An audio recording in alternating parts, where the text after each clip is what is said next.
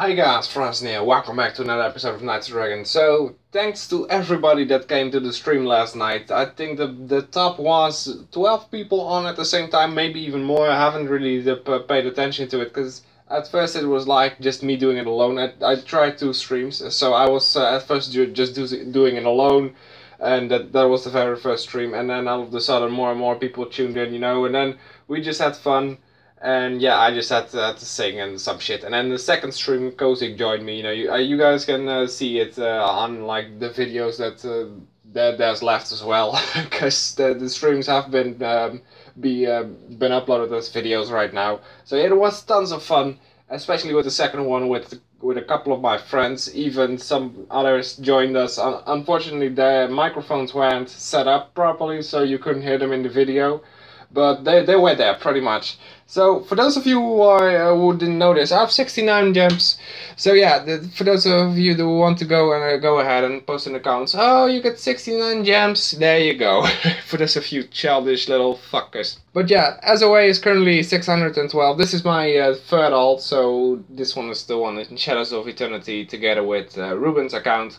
That's also my fourth alt. I have 2 accounts in Shadows of Eternity, one being Ruben and one being mine.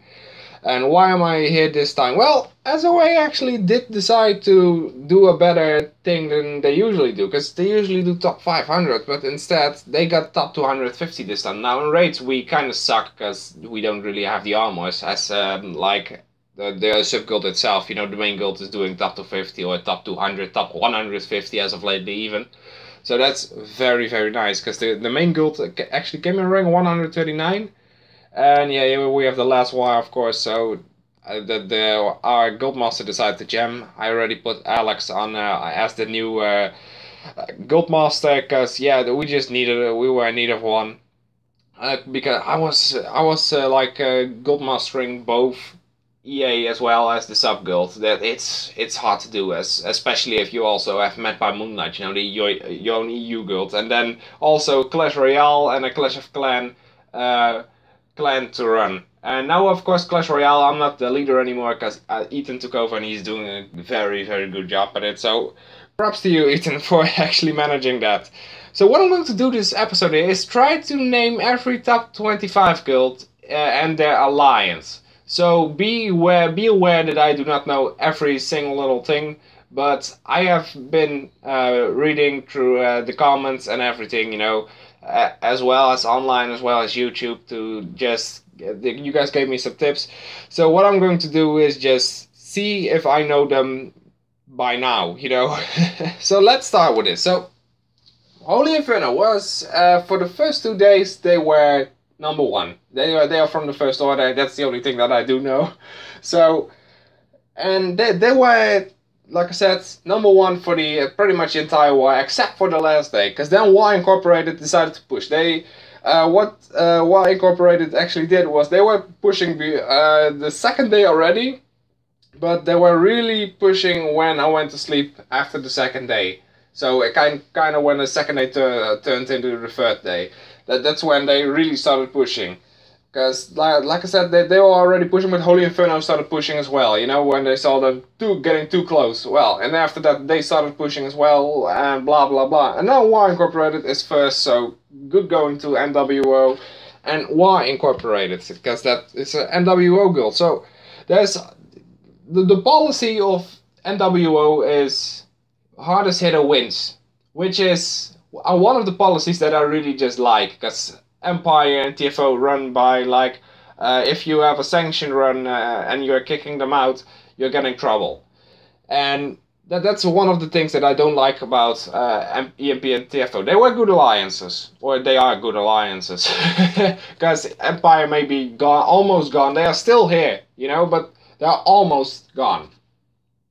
But yeah, I already talked to a couple of my people about this, and they just said, like, you can say that EMP is gone, but whether it's 1 guild or 10 guilds, they will just keep thriving with however many of their followers they have. If there's 1 follower or 10, it will just keep being there, as a so-called alliance. Even though Empire, who knows where it is. The only thing that I know is that we still have half of the MOM and Hot RS over there. And that's about the main branches that I know that are still there. Of course, I think there's also Android Avengers, but there's girls having to leave from there as well. You know, we already had Salt and Light join Rect, and that's a big shout out to Obi, by the way, for actually joining Rect, and never seen the actual Guildmaster. Joseph also joined my stream, so the Guildmaster of Salt and Light for once, and then he said like, hey, and then he went off again. It's just nice to see that people are actually tuning in the first place. But Unicorns Uprising, that's TFO as well, or TFO.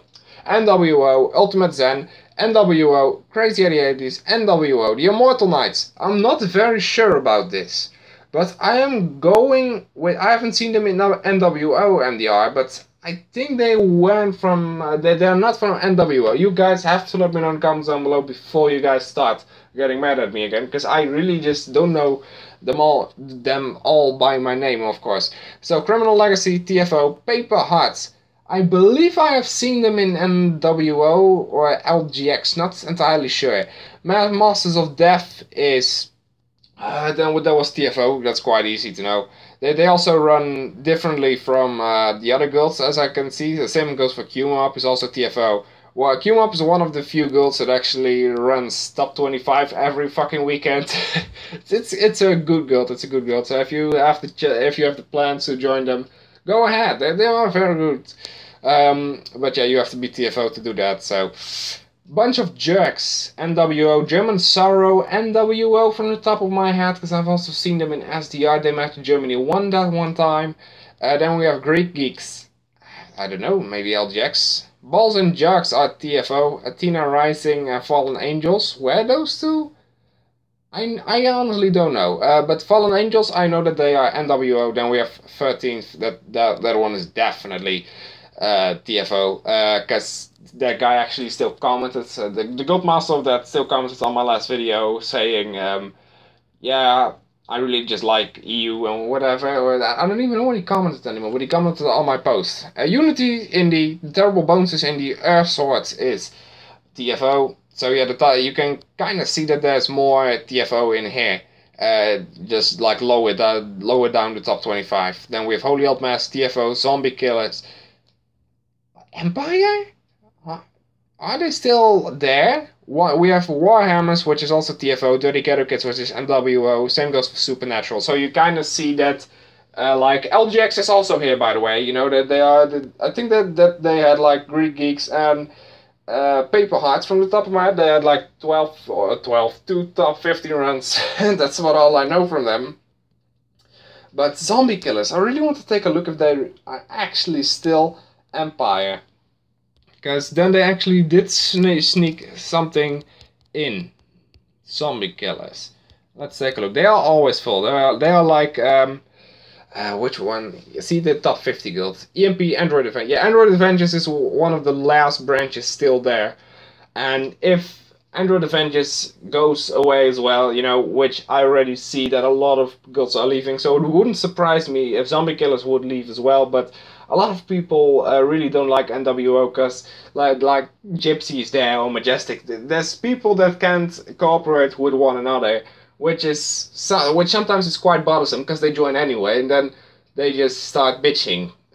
Yeah, like I don't know how they exactly start bitching, but it's kind of bitching. But Zombie Killers, you guys are fucking awesome that you guys stick with EMP, but also a little bit on the dumb side because EMP, I don't know if they will come back soon, but I have no idea on how NWO, how long it will last, you know, because I think we all know that NWO isn't really going to do it the way it is run now, but there's going to be the council, you know, everybody still has to like settle in because they joined a week ago and you're just like, what the fuck is this? What the fuck is that? You know, how the fuck is this run and everything?